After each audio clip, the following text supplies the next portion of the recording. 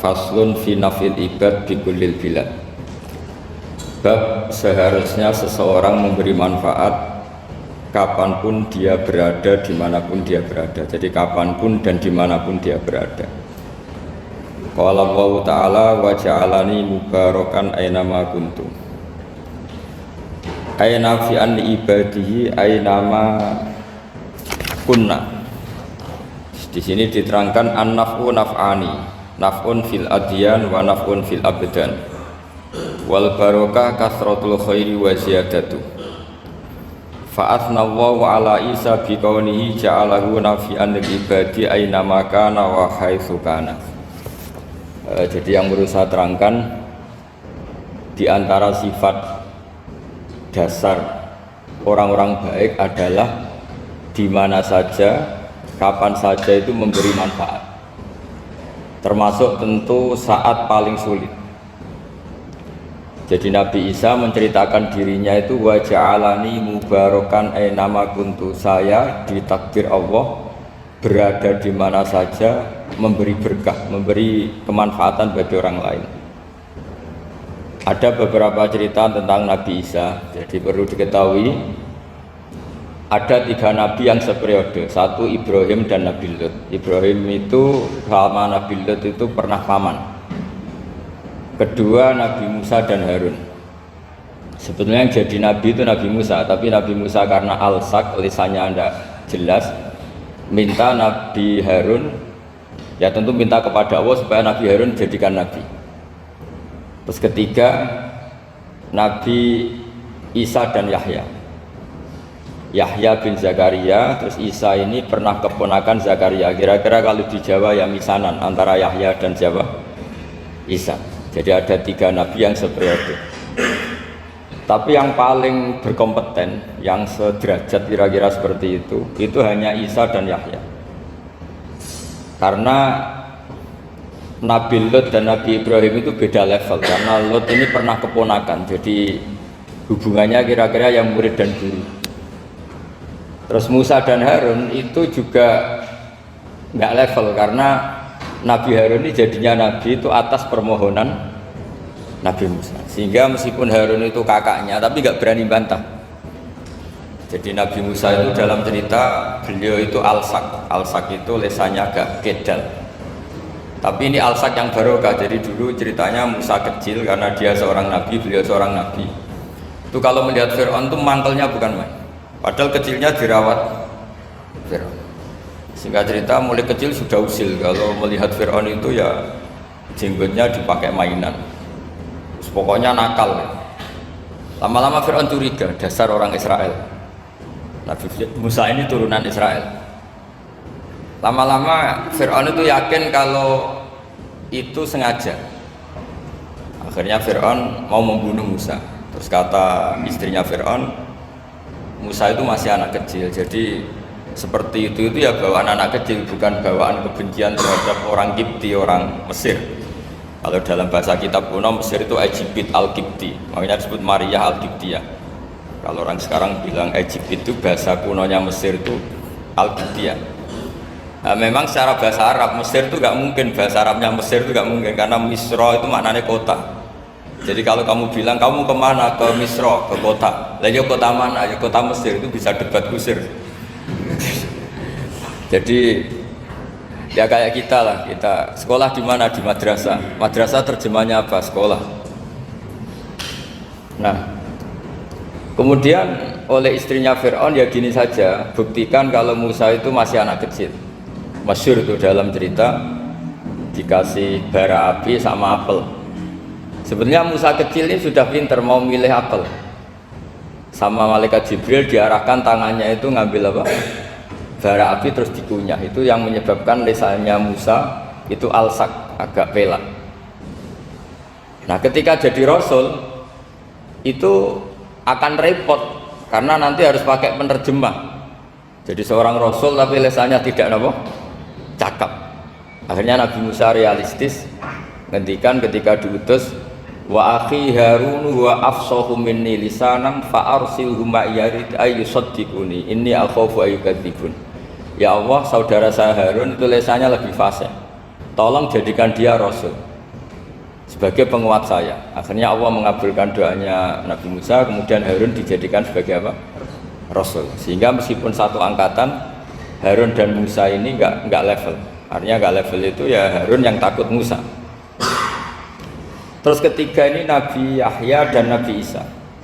Ini umurnya ya seangkatan, kecerdasannya, jadi nabinya sama-sama mulai kecil. Kita tahu Nabi Yahya termasuk yang diberi khitab Allah, ya Yahya khudil kitab biquwwah wa atainahu hukma sobiyya. Yahya, berpeganglah kitab secara kuat dan dia saya kasih kenabian ketika kecil. Sama dengan Nabi Isa yang disebut wa yukallimun nasa fil mahdi wa kahla. Sehingga karena selevel, dua nabi ini menjadi figur besar dalam manhaj, dalam metode dakwah. Dua, karena masih misanan tadi, kalau Jawa kira-kira mirip misanan.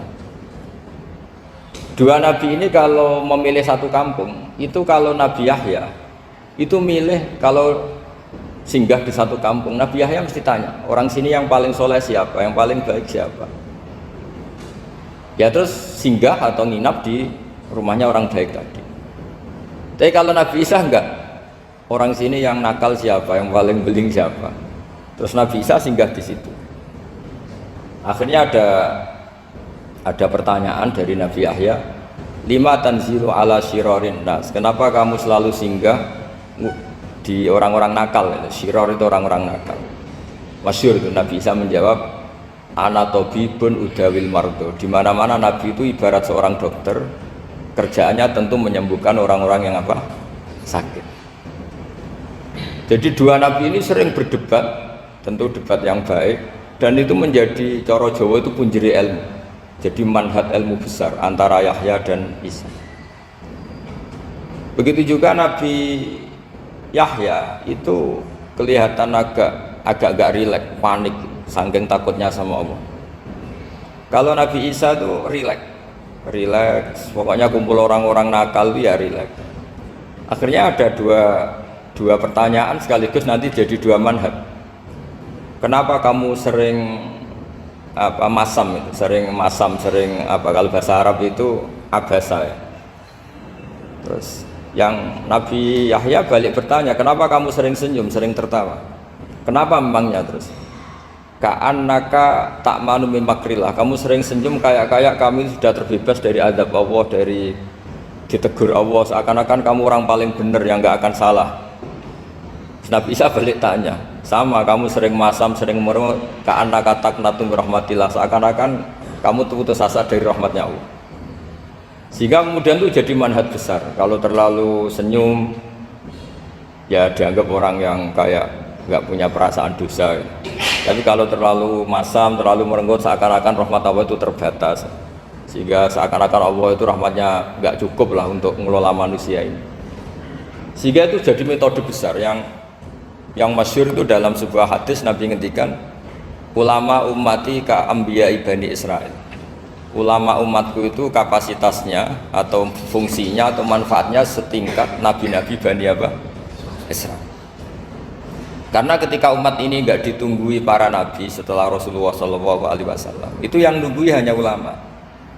Tapi ulama ini sudah cukup mewakili para nabi Bani Israil.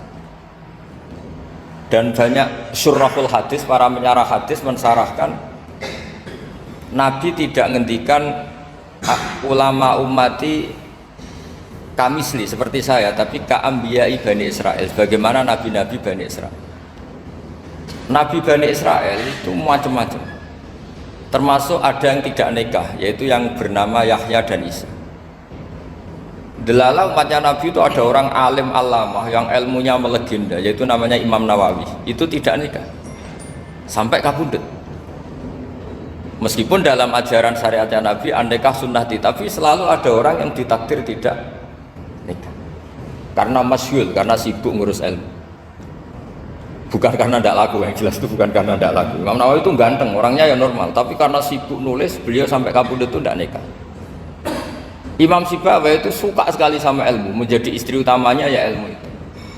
Dia ganteng, Sibawai itu maknanya tuh apel, dia ganteng sekali, sampai banyak cewek yang senang. Akhirnya dia nikah, tapi nggak pernah dikumpulin. Dia belajar terus. Ketika beliau ke pasar, dulu nggak ada supermarket, beli kertas, kitabnya dibakar semua sama istrinya. Dikira istrinya terus mencintai dia, malah diceraikan. Itu siapa? Imam Syafi'i. Terus ada umatnya Nabi yang paling unik di dunia, mungkin Pak dosen, saya kiai pun nggak bisa niru. Itu ada orang tuh ganteng sekali, istrinya cantik sekali. Itu tahu-tahu sudah 10 tahun tidak pernah hubungan suami istri. Karena ketika si suami itu tahu istrinya cantik, itu langsung sholat sujud syukur, sholat terus, saking senengnya punya istri cantik. Yang istrinya cantik juga solihah, tahu suaminya ganteng ya terus sholat terus syukur. Itu sampai berhari sampai bertahun-tahun. Terus ketika ketemu cocokan, dek kita sudah nikah berapa? Terus dilihat kayaknya sudah 10 tahun tapi tidak pernah hubungan. Oh itu nggak kebayang, itu ganteng sama cantik. Kalau jelek sama jelek itu mungkin. Yang satu bilang naudzubillah, satu itu kan nunggu rafa saja. Ini nggak ganteng sama cantik. Nah kenapa kualitas ulamanya Rasulullah itu bisa seperti Nabi Bani Israel? Karena agama ini, umat ini sudah ada ditunggui para nabi.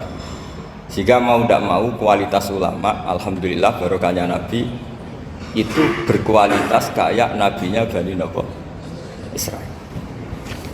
Nah ini penting sekali saya utarakan supaya dicek saja. Kalau kita nggak percaya, dicek saja dalam hadis-hadis sahih. Misalnya begini, ketika Nabi memenangkan perang Badar, itu ada Asra Badrin, tawanan-tawanan perang Badar. Nabi suka musyawarah, suka rembukan. Ya Abu Bakrin, menurut kamu tawanan ini diapakan? Kata Abu Bakar, hum asyiratuka, mereka itu keluarga engkau, orang-orang Quraisy. Ya dibebaskan saja, pakai tebusan. Nanti uang itu kita kelola supaya jadi penguat Islam, dan orang-orang ini merasa utang jasa karena harusnya dibunuh tapi kita bebaskan. Terus tanya, bagaimana kamu ya Umar, menurut kamu? Kata Umar, ini kan orang-orang yang dulu ingin bunuh kamu, yang ingin menghabisi jenengan, ingin dan sudah ngusir jenengan. Ya setelah ketangkep ya dibunuh, kok repot. Apa kata Rasulullah? Rasulullah spontan ngendikan, inna masalah kayak Abu Bakrin kamasali Ibrahim, kamu ibarat kayak Nabi Ibrahim. Izqala faman tabi'ani fa innahu minni wa man asani fa innakal ghafurur rahim. Jadi Nabi Ibrahim itu unik, melihat umat itu sesyafakoh itu.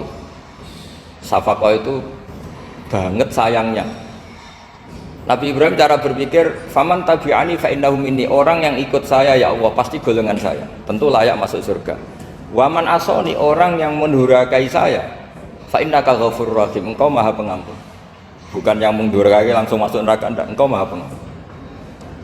Wa masaluka ya Umar kamasalin Nuh, isqala rabbi la tadzar ala ardi minal kafirin dajjara. Umar, kamu mirip Nabi Nuh, inginnya semua orang kafir dihabisin.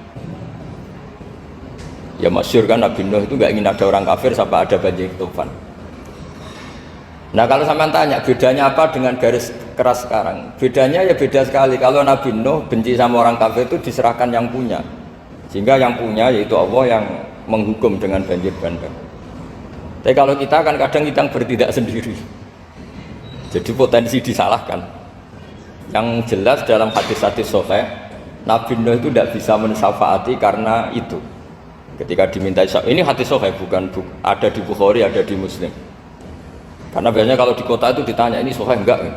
Untungnya yang tanya kadang enggak paham, ini alhamdulillah aja, jadi wah repot.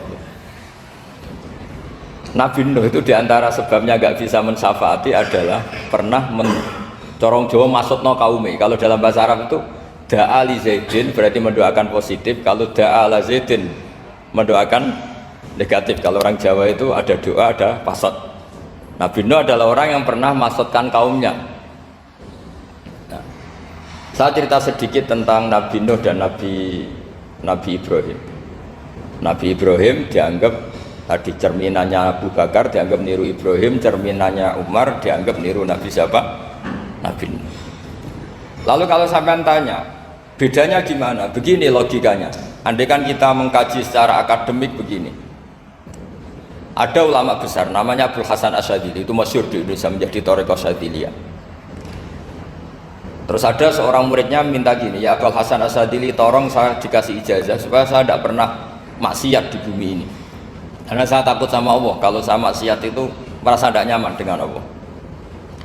Abul Hasan Asyadzili ini malah marah besar. Atuhibbu alla tadhharu maghfiratu. Kalau kamu tidak pernah maksiat, berarti kamu suka maghfirahnya Allah Ta'ala itu tidak kelihatan, karena nggak ada yang maksiat. Tapi bukan dukung kamu yang tidak ada, ini cerita ilmiah. Tapi kalau Said Abdul Al-Haddad itu kebalikannya. Ada orang fasik gitu, hidup berkeliaran, mengganggu masyarakat, ganggu ketertiban agama. Ada kiai atau siapa gitu mendoakan supaya tobat atau dikasih panjang umur supaya nanti bisa tobat. Itu beliau Said Abdul Haddad marah besar. Man da'a li fasikin bil baqa faqad ahabba yusawahu fi ardi. Orang yang mendoakan orang fasik hidup berarti dia suka Allah dimaksiati di buminya. Jadi akhirnya jadi kutub besar, yang satu Sadziliyah, yang satu Haddadiyah. Kenapa ya? Karena tadi yang satu cerminan Nabi Isa, yang satu cerminan Nabi Yahya. Sebagaimana sabda Rasulullah tadi, apa ulama ummati ka anbiya'i bani Israil. Juga masyhur dalam aplikasi pengajaran juga gitu. Masyhur sekali dalam kitab-kitab diceritakan. Kalau Said Abdul Haddad, kalau ada orang sowan itu, kamu ngaji sama siapa? Sama si A. Pernah nangis gak pas ngajar? Gak pernah. Udah gak terus, gak usah diterusin ngaji orang seperti itu. Hatinya atas ya, wong ora iso nangis ya. Tapi kalau Abul Hasan Asyadzili kebalikan, kamu ngaji sama siapa? Sama si A. Pernah tertawa enggak kalau ngaji? Enggak pernah. Udah, enggak usah ngaji sama orang itu. Orang enggak bisa syukur. jadi itu manhaj besar. Nah, akhirnya orang-orang kayak kita ini enggak jelas semua. Nangis ya bisa, syukur, guyu ya bisa. Cuma celakanya kalau kita nangis karena tidak punya uang, kalau guyu karena punya uang, itu masalahnya. Tapi kalau wali-wali dulu enggak, kalau senyum ya karena saking yakin rahmatnya Allah itu wasiat rahmatu. Kalau nangis ya karena takut azabnya Allah. Kalau kita kan enggak, sangat-sangat materialistik. Ini yang membedakan kita. Sebenarnya nangis dan senyum itu satu keharusan karena Allah punya madharul jalal. Ketika Allah dengan sifat keagungannya, maka kita ini cara Jawa serako bersenyum. Tapi Allah itu kadang sebagai madharul jamal, adanya satu keasikan. Sehingga yang merengut itu yang salah. Makanya dalam ilmu tasawuf kutub wali itu hanya dua, Allah dengan madharul jalal, dengan Allah yang madharul jamal. Contoh madharul jalal misalnya gini, ketika Nabi Musa ingin melihat Allah, saking kangennya ingin melihat Allah, Robbi arini anggur ilaik, ya Allah saya beri hak untuk melihat engkau. Allah dengan jalalnya gini, Allah itu qadim, superior, tentu gak layak tersentuh barang hadis itu makhluk. Sehingga ketika falam matajalla rabbuhu lil jabali ja'alahu dakka wa kharra Musa sa'iqa, sehingga gak levelnya, apapun hebatnya Nabi ini tetap makhluk, sementara Allah itu qadim, gak kuat. Makhluk yang fana ini, yang profan ini gak kuat menampung zat yang qadim, yang superior, sehingga gunung pun hancur, Nabi Musa pingsan. Tapi ketika Allah dengan madharul jamal itu Allah dengan keindahannya, dengan kasih sayangnya memberi hak makhluknya untuk melihat. Nah, di sini ini Allah sering ngendikan wujuhu yauma idzin nadhirah ila rabbiha nadhirah. Nanti ada wajah-wajah yang di surga itu melihat saya, kata Allah. Tapi apakah betul melihat kayak saya melihat dosen, melihat Pak Rektor, melihat teman-teman? Itu tidak bisa. Karena Allah itu qadim, sehingga meskipun manusia ahlul jannah melihat Allah, tetap Allah ngendikan la tudrikuhul absar wa huwa yudrikul absar. Karena Allah dibalik jamalnya ya punya jalal, dibalik jalalnya juga punya jalal. Sehingga selalu di Quran itu diulang beberapa kali supaya proporsional. Nah, kenapa ahli sunnah tetap berkeyakinan Allah bisa dilihat? Logikanya begini, fa inna kulla maujudin yasihu ayyura. Allah itu zat senyata-nyata wujud dan punya eksistensi. Di mana-mana sesuatu yang wujud itu layak untuk bisa dilihat. Lalu pertanyaannya gini, kenapa kita tidak bisa melihat sekarang kok nunggu di akhirat? Karena mata kita sekarang itu profan, fana. Sementara kita setelah di surga, tubuh kita didesain abadi. Ya, saya ulang lagi, setelah kita di surga, semua fisik kita ini didesain abadi. Tentu karena desainnya sudah abadi layak melihat zat yang abadi.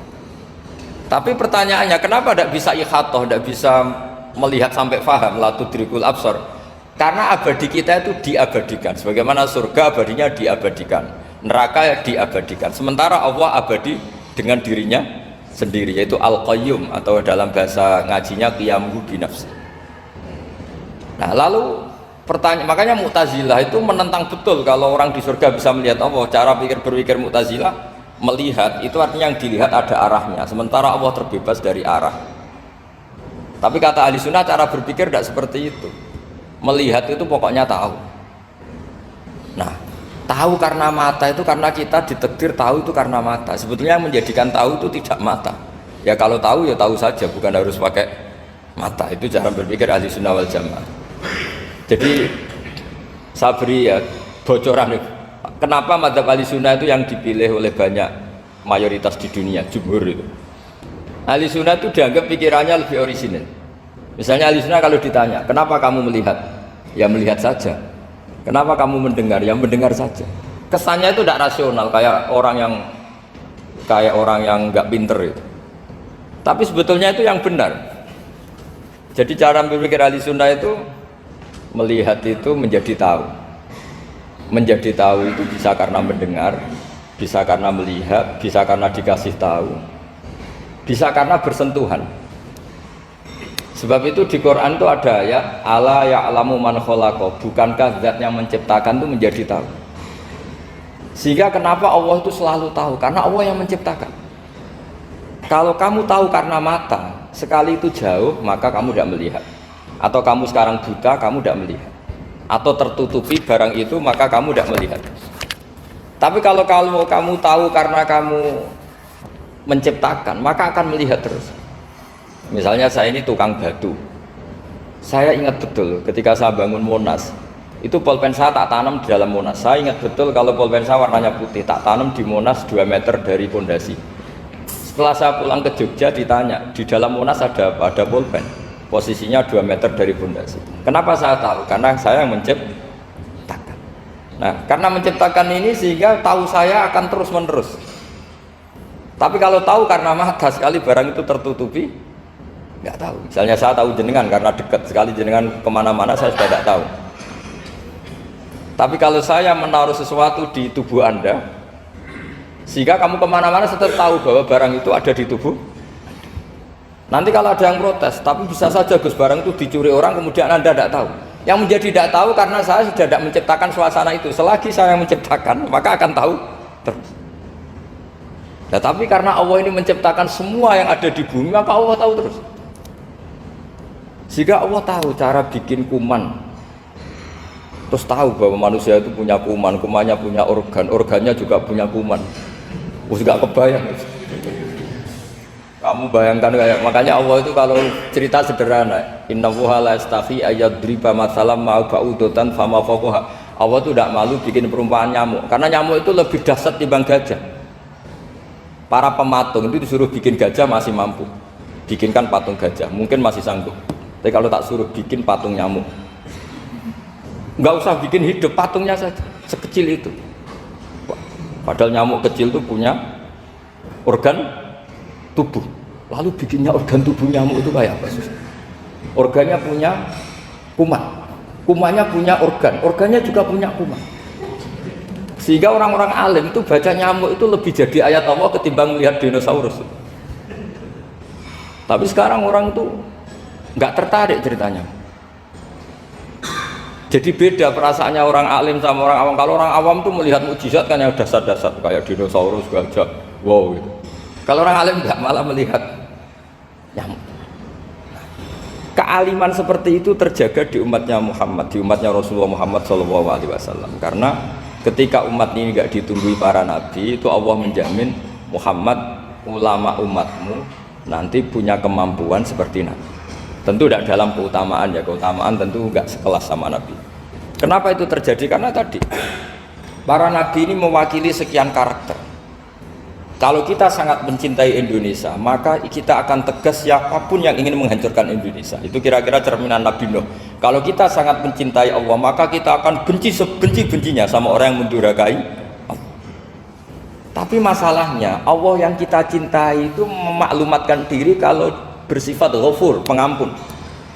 Jika kalau kita terlalu kasar, ini kan yang kita cintai bersifat Ghafur kok kita kasar. Di sini Nabi Ibrahim, beliau sangat mangkel sekali sama yang durhaka sama Allah. Tapi mau mangkel gimana?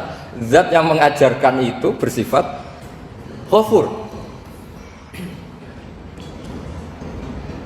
Maka kita mau tidak mau, makanya ada riwayat mengatakan takhallaku bi akhlaqillah, kamu bertata krama kayak akhlaknya Allah. Akhirnya ya sudah, kita mau apa coba? Kira-kira kalau kamu mencintai seseorang, itu potensinya akan dua, protektif. Ada telepon itu dari siapa? Cewek atau cowok? Protektif. Itu bukti cinta apa bukti suudon? Kan tidak tahu. Tapi misalnya kamu cinta perempuan terus WA-an sama lelaki gak apa-apa, jalan sama lelaki gak apa-apa, sama masa lalunya pacarnya juga gak apa-apa. Itu cinta apa pembiaran? Kan sama-sama gak jelas.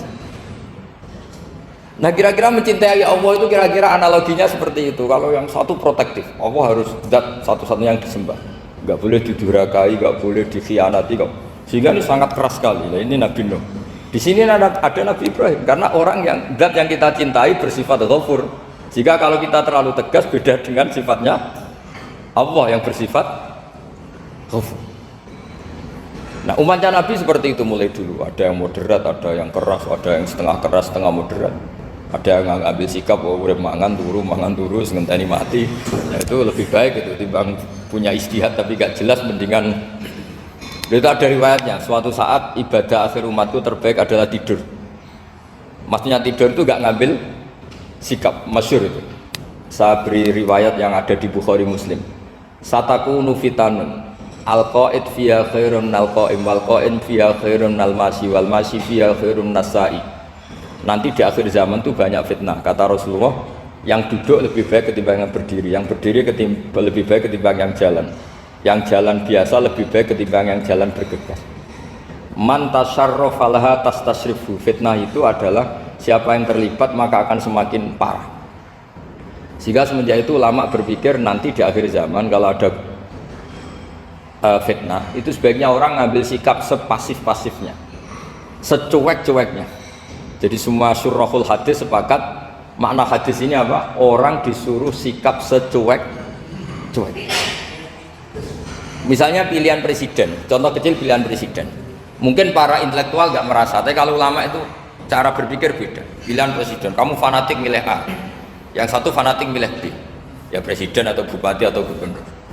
Terus yang satu bilang gini, wah kalau gak di presideni A, gak di bupati A, gak di gubernuri A, negara ini rusak.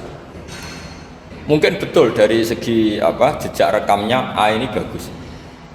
Tapi pertanyaannya secara tauhid, bagaimana Anda menggantungkan kesejahteraan sama makhluk? Kamu gak pernah terusik begitu kan para intelektual? Itu kan melukai. Bagaimana mungkin Anda menggantungkan kesejahteraan dengan seorang makhluk? Wah kalau di presiden A pasti Indonesia makmur, kalau bupati A pasti Sleman makmur, pasti Bantul makmur. Nah, bagaimana mungkin makhluk yang sedang soleh kamu pastikan selalu soleh? Wong dia makhluk bisa berubah. Sementara yang B misalnya fasik, wah kalau dipimpin B pasti rusak negara. Bagaimana kamu pastikan B yang fasik selalu fasik? Biar aja dia husnul khotimah. Yang fasik pas mimpin jadi soleh, yang soleh pas mimpin jadi fasik.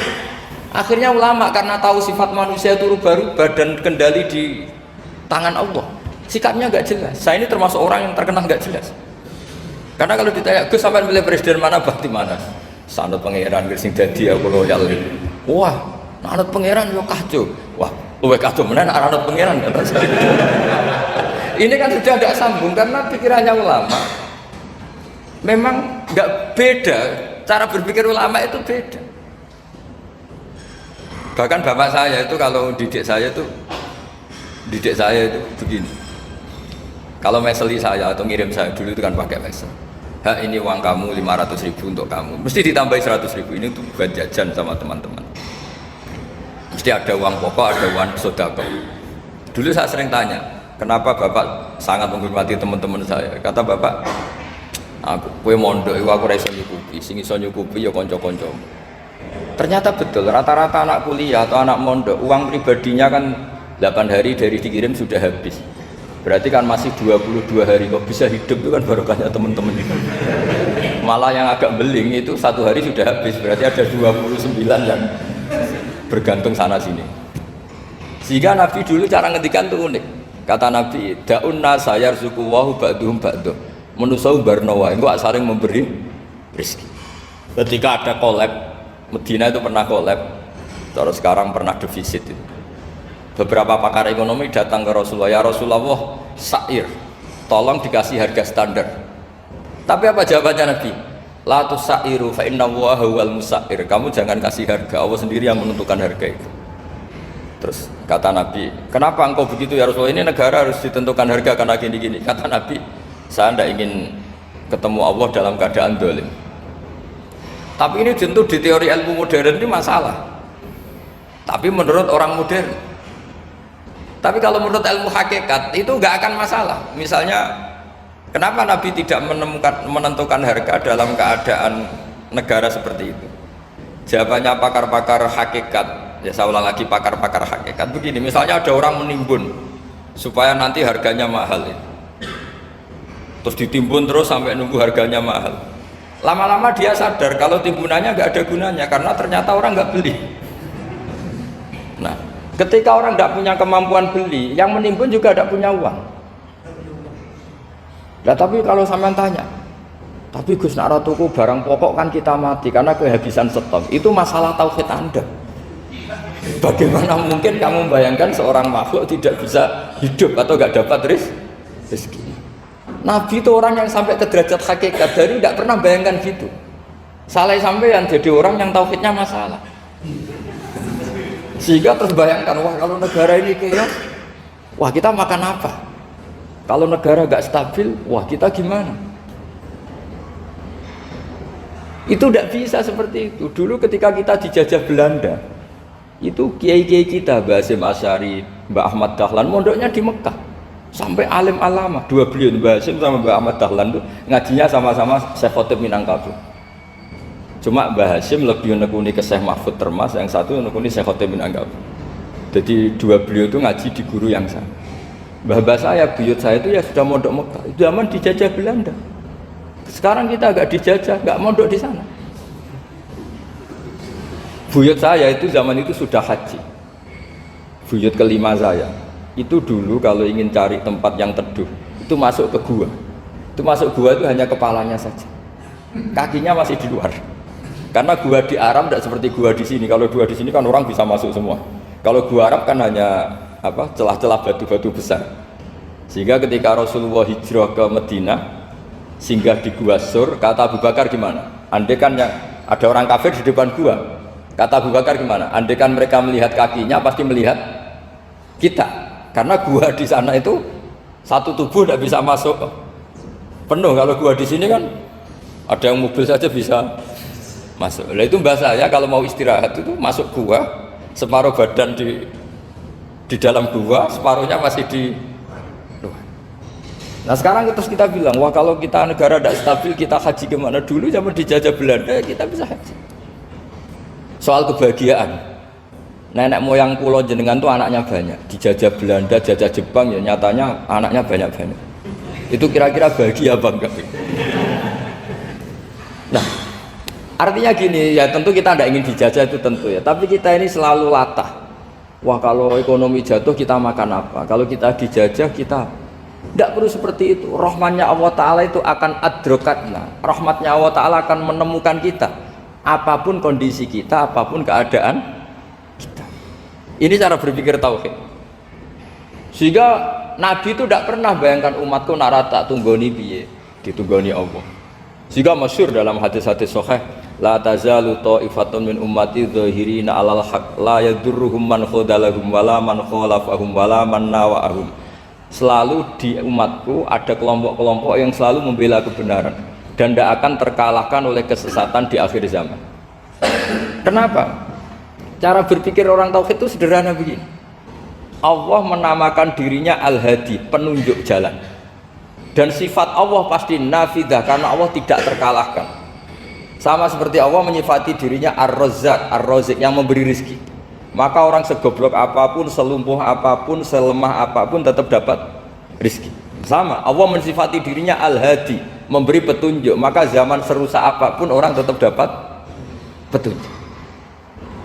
Sehingga kita tidak perlu khawatir, wah nanti zaman kalau sudah rusak nasib Islam gimana? Ya coba sekarang nasib Islam gimana? Ya baik-baik saja. Dulu ditunggoni wali songo ya banyak orang Islam, sekarang nggak usah wali songo, ditunggui dosen-dosen yang ngajar aja tunggu digaji. Kiai pidato ya ada yang beri salam tempel.